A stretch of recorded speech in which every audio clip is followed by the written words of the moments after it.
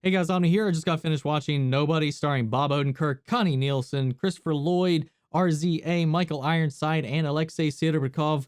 This movie was just a treat. Now, just the premise itself, and I got the trailers, of course, definitely give off a John Wick kind of vibe. Of course, oh, you don't know who you messed with. You unleashed the beast.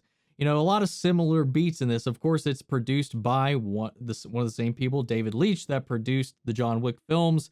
It's written by one of the writers of John Wick, Derek Kolstad. And so there are a lot of similarities in this, but there's a lot of flavor in this that I think makes it stand out.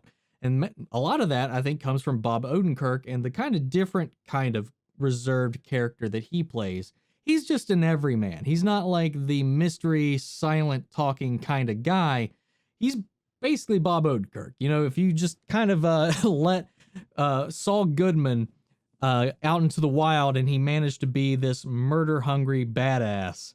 And surprisingly enough, Bob Odenkirk does a really solid job with all the action choreography in this. It's a really well put together film, and I like his dynamic with this entire character in the story. Because unlike John Wick, who, if you haven't seen the movie, kind of is a reserved, setback, isolated kind of character until life kind of comes knocking on his door, catching him in a bad spot, and things kind of run out of control from there. And things are already kind of out of control. The family life isn't really what it's cracked up to be. We see him stuck in this routine, repetitive, like the way the film opens is like through like 2 weeks where we're going through this guy's entire weekly routine and just how uneventful it is, how unrewarding it is, how he's just getting shit on by his kids, by work, by his life. And the inciting incident, as we saw in the trailers, is his house gets broken into, and he still holds himself back from letting this side of himself that he's been repressing for a long time out.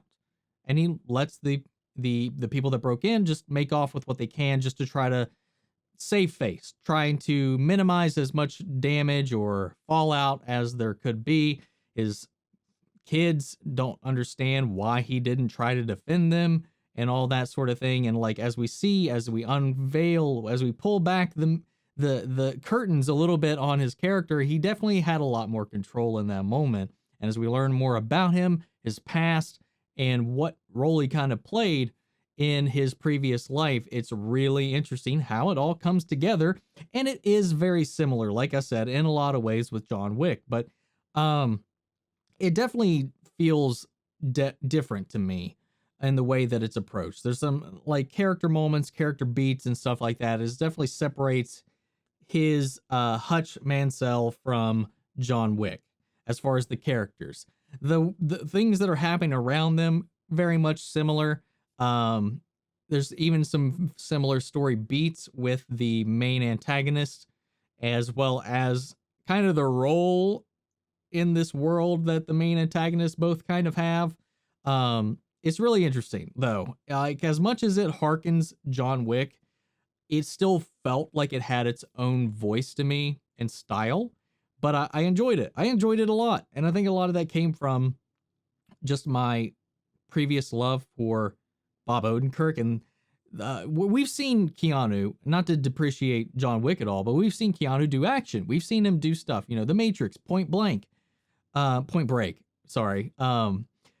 He's not a stranger to these types of things. We've seen him do martial arts, major thing. The whole I know Kung Fu thing from Matrix 1, 2, 3, even coming back for Matrix 4, John Wick 1, 2, and 3. Bob Odenkirk, though, has been just a comedian. He's been a writer. He's a drama star. So this was something he just wanted to do something different, and he brings his own personality and flair to it that I really appreciate and enjoyed in this, especially his interactions with the other characters in this: Connie Nielsen, Christopher Lloyd, RZA, Michael Ironside, man. He does a really solid job at grounding this and making these interactions flesh out. Of course, the soundtrack of this movie I actually quite enjoyed as well. And this kind of while I will say that John Wick has like a greater mythology to it, this movie is more grounded and rooted in reality a lot more, I think, because John Wick's very hyper stylized in this really kind of fantastical world of assassins, whereas here it's a little more grounded, a little more realistic, and this is more of I would say I would describe it as more as like a witness protection kind of thing rather than what we saw with John Wick. So it's another way you can kind of contrast the differences here. At the end of the day, there are still a lot of similarities, and I think if you like John Wick, you will really enjoy this film.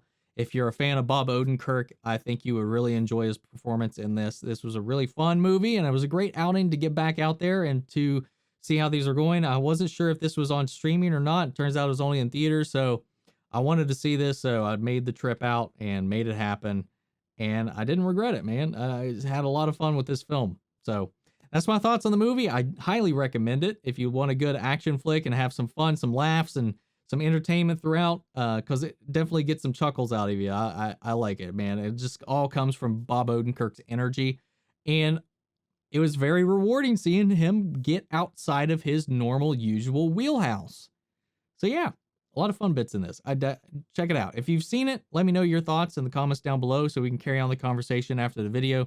Thank you guys so much for tuning in. Huge shout out to Mandy Sherritt, Ryan Karen, and Antoine Rodriguez, who are legends of the channel. Everybody else who's been supporting the channel on Patreon, the comments, liking the videos, and sharing the videos and all that, guys. Thank you all so much. I'll catch you guys in the next one. Take care, everybody.